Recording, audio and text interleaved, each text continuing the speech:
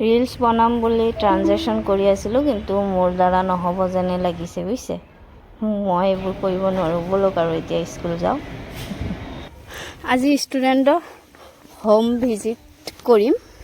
চাওকচোন, ৰাস্তাৰ এফালে পুখুৰী আৰু ইয়াৰ মাজৰ ৰাস্তা দেই।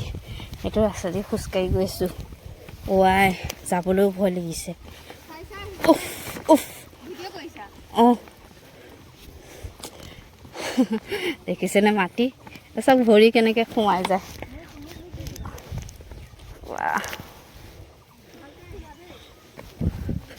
উফ, ভয় লাগিছে। ৱাই, ভয় লাগে। ইয়াত বহুত সাপ চাপ থাকে। মই কেইবাদিনো পাইছোঁ, কিন্তু ভয় লাগে আকৌ পাওঁ যদি।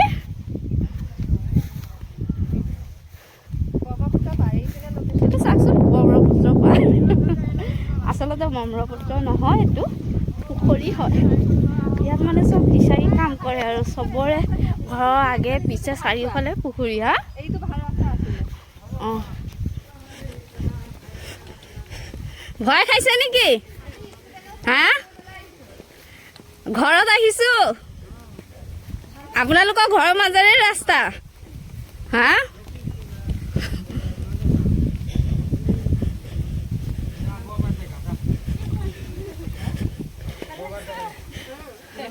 বা বা বা, তোমালোকেতো মাতাই নাই, নিজে আহিছোঁ বুজিছা।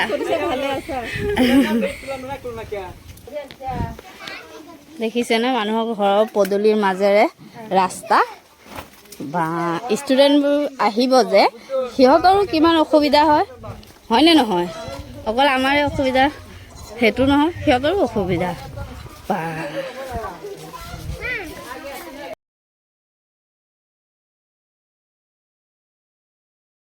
এইটো আমাৰ আৰু এজনী বাইদেউ। দেখিছেনে কি ট্ৰানজেকশ্যন কৰি আহিছিলোঁ আৰু কি অৱস্থা হৈ গৈছে। কাম কৰিবতো লাগিবই।